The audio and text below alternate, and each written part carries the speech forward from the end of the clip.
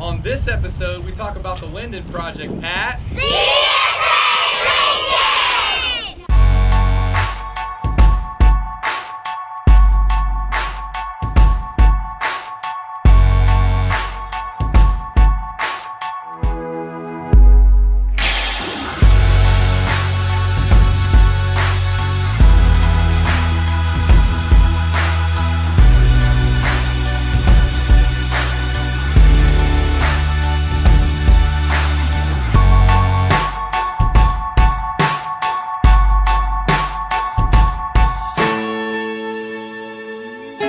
Columbus is indeed a remarkable city with talented, imaginative, and generous people. They have found that it is worthwhile to foster quality education, a healthy industrial climate, and civic beauty, and indeed they have it here in felicitous combination. In truth, this is the glory of Columbus, and we hope you will agree. Randy, what role does CSA Lincoln play in the Lincoln Central neighborhood area? Well, CSA Lincoln has been an integral part of the neighborhood for many years. Prior to it becoming the CSA school, it was the neighborhood school. And so many of the families that we continue to work with were very familiar with Lincoln. We have a long history with Lincoln. They've done we've had some great partnerships together through the years and so forth. So it's really a mainstay, and it's a place that all our families know about. It's a place that families have been coming to for many, many years to participate on this playground. We just recently did our strategic plan, the next 3 to 5 year plan and so forth, and one of the things it consisted of was developing parks in the area that are safe and welcoming and inviting and so forth, so that families can participate together and kind of have that family interaction that is so desperately needed in the neighborhood. What are your thoughts on the current playground and the proposed changes?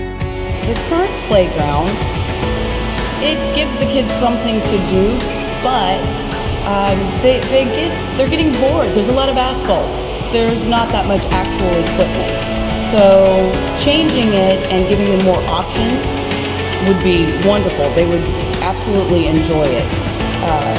Other than a lot of just asphalt to run around on and kick balls and things like that. They want more swings and monkey bars and things like that.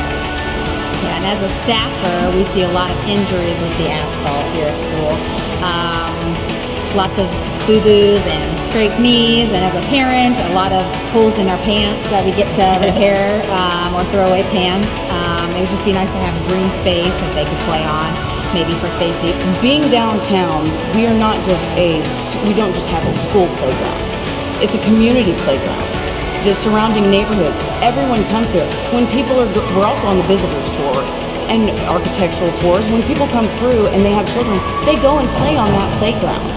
So it's more than just for our students. It gives them the opportunity for the whole community to enjoy this area, and we're surrounded by beautiful architecture. And that is the whole point of Columbus, is the history and the architecture. So this project has even more meaning because it will be enjoyed not just by the Husky family, but it's also the entire community of Columbus. Why is it important for your school and community to have a new playground? I think it's important to have a new playground because the playground we have now is a little beaten up. The swings are one of the swings is broken off, and I think it'll give it a more modern look so that it looks like the other designs we have in Columbus. Well, some of the things are broken. What would you like to see in the new playground? Some grass areas because the blacktop, a lot of people get hurt if they trip or fall. And some new slides because there's not a lot of slides. And a lot of people when they go down the slide gets crowded. And some monkey bars, some new sets of monkey bars because the monkey bars that we have, a lot of people like to play on and it gets crowded a lot. I don't like that it has mulch, and I think we need grass because the mulch gets in your shoes and it gets everywhere. Jamie, you were talking a little earlier about why did you want grass? You wanted more grass. Because like the mulch, if you like fall down, it can like give you splinters, and it really hurts like if you fall down, because we play tag. We don't accidentally like push each other, and you fall down and you get splinters a lot. And we also talked a little bit about that with the cement as well, and Yeah. the blacktop. Blacktop. If you fall down on the cement, your leggings can rip through your pants, and you can get hurt really bad. And the blacktop, like, stains your shoes. Too. The black. Anything about how close everything is together? We talked a little bit about the different areas that were out there. Yeah. Oh, we were thinking like dedicate different areas, like a kickball area, a football area, and maybe a volleyball area. Why would you want that? Because they're all crowded and all the games get mixed together. So like if someone's playing kickball and the other one's playing football, like a person playing football could get hit by a kickball. We want a safer playground, so they won't get hurt a lot. It'll be safer for little kids, kindergarten, first grade, second grade, and we don't want them to get hurt. And we were thinking about like a study area where there's like, you can, if you don't want to like play at recess, you can study or read books or draw or something like that. And it's better for projects if you want to do a challenge outside. So it's kind of like an outdoor classroom. Why is it important for this to be more than just a repair or an update kind of project? Why such unique installation and equipment? The equipment that we selected really ties back to the architecture of the building. There's one piece of equipment. It's a globe, it's a wood climbing structure, and the materials themselves tie back to the materials within the building. And the shape is very geometric, similar to the building's design as well. We needed to bring the playground up to today's standards and codes, which it isn't currently. We also wanted to reuse some of the playground equipment that's there, but we wanted to be able to tie back to the architectural legacy of Columbus with some newer playground equipment and some more geometric shapes. One of the things that this playground doesn't currently have is really outdoor classrooms or passive space where the students, children can just hang out and talk and visit. And that was one of the things that actually came out in the survey, was some of the students wanted to have places where they could just sit and talk to their friends rather than just totally active space. So we wanted to be able to provide that for them. Down in the corner you can see the original design and where it started it's created these circular outdoor rooms in a series as you go around the north side of the building. Now originally those were envisioned as play spaces for the older kids, and these lower areas that are inside the concrete circle were supposed to be for younger, but that's just another example of how the programming has changed. So we needed to create playground space to accommodate all the age groups that are currently here at the school. And then as you can see, what we've done is we've isolated the kickball area. That's pretty popular here, but also dangerous if you're not actually in the game. So we created an area for kickball and then isolated it with landscape.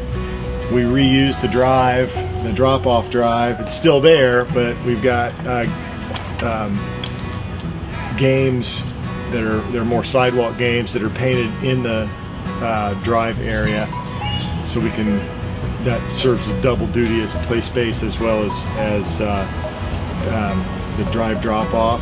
Then we've created some outdoor areas that are more passive for students to sit or to be able to have outdoor class, be able to have groups of the students together. And then there are still some opportunities in these green spaces depending on how they want to program them. They could be gardening areas if we want. Right now they're kind of listed as landscape area, but they could be garden spaces and things where the students can actually have some hands-on experience with landscaping and gardening. This is where the existing playground currently sits.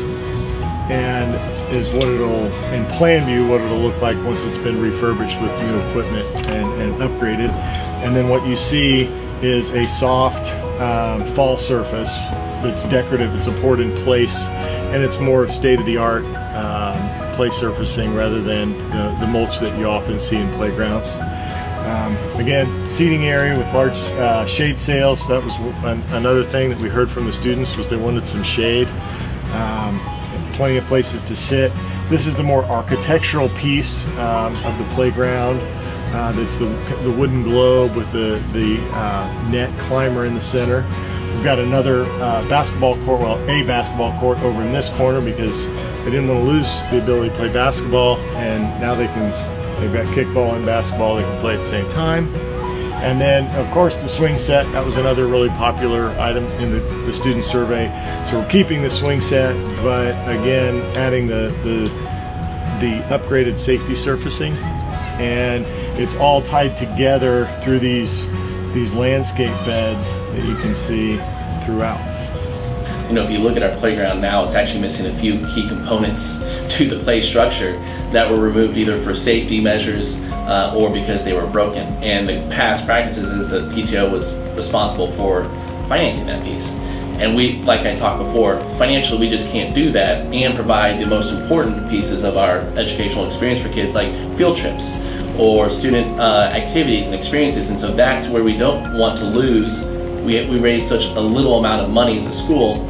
If we were to dedicate it all to the playground to fix like a swing set, then that means they would lose out on field trips. And those, you know, because we're PBL, we're in the community and being able to go visit these locations, that would be a lost opportunity, and we didn't want to lose that. And so that's also, I think, the key piece as to why it's important now is that our playground, we're missing a swing set, you know, we're missing multiple pieces of our, you know, at what point is it enough, and we need to make sure we're not duct taping our playground to a point of saying, hey, we have, it's time to fix it. And it doesn't, and it's been great with the parents and the school corporation and the teachers and students working together to make this possible. It's just happened to be a right time, and with the bicentennial or the 50th anniversary for our school being next year, it just seemed like a great launching off time. We are number 6 from an architectural standpoint in the United States. That is very amazing for a community of only 45,000 people,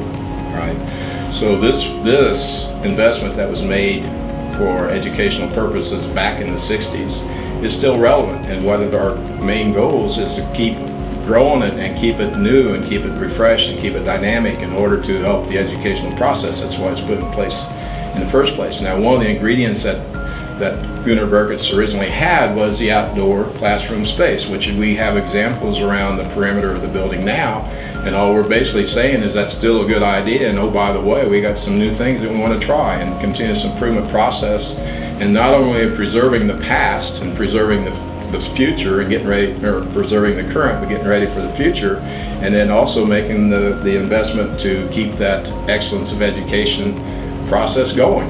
And I think that's one of the things that Columbus, Indiana has to do, as well as the school corporation, because we are, in fact, the school corporation has 14 buildings that have been the architectural fees have been paid for by the foundation, the architectural foundation that Mr. Miller started, and that would be a premise for why that was done in the first place, is make sure we have outstanding, excellent educational facilities for the students. And so all we're trying to do is keep that legacy, as you said, get that legacy, continue to make that grow and continue through next generations. And this is just a piece of that total puzzle. Yeah, and I think it's being mindful that we want to put a product or an environment out there that will be great for Columbus for the foreseeable future. Who knows when we'll be able to do another project? And so versus just doing a, you know, generic piece, is staying true to the idea that Columbus is unique, and we're going to continue to be that unique piece and provide and support, and you know, we want to put a product out there that Columbus will be proud of. Why does this project need to be more than just a playground? We're on 5th Street. We're amongst giants around here. We have Irwin Gardens and the library and St. Peter's, First Christian Church. And we are also part of that community. We're just kind of forgotten about at the moment. We're on the architectural tour. Gunnar Berger designed the school, you know, so we've got this really awesome school with a playground that does not reflect the school at all. And so that was one of the really neat things that Randy and Steve unearthed were the plans for the school. So we had access. Included the playground at the time. The original plan and outdoor outlines. classrooms and things like that. Yeah. So part of the process for this last year also was to look into the archives, the Columbus archives, and find out more about the history and all of the architecture that was involved over the last 50 years of the school, of the area, of the playground area. So we're also doing a lot of research with that and incorporating what we can into what we can find out about the school. So I think we happen to be parents here and be really passionate about CSA Lincoln as a learning environment and firm supporters of the project-based learning and things like that. But we also see and recognize and appreciate the architectural significance of the school's role in the community. And in particular the playground, because it sits outside the building and it's accessible to the community at large. We really recognize the needs to be a little more diligent with what we thought about for the playground project to try and make it something that was meaningful beyond the needs of the kids that are here during the school day. Yeah. We thought, since we're ready, we've spent the year planning for it, we're ready to open this up to the community and show them what we've been working on, what we'd like them to be excited about too, because it's not just our playground. It really is a playground for the community. And it's not just a playground. So we also want to incorporate those outdoor learning spaces and not just a play space for the kids and for our kids, but those outdoor classroom spaces and things like that. So we definitely want this project to reflect those types of spaces too. It is indeed easy to be proud of Columbus, not only today but every day. For here we have found it is much better to strive for excellence than to be satisfied with mediocrity. This school and this city have thrilled me beyond all expectations. For the school and the community which it expresses is more than the creation of beautiful architecture. It is a successful and pioneer demonstration of a magnificent idea. Here in Columbus, we find real evidence that a city that strives to create this environment and excellence attracts also the best in business and industry. It is business and industry that provide the economic foundation that helps us to make possible the improved services, beautification programs, and superior education that keep this city growing and alive. We think this city is the greatest city of any size in the world.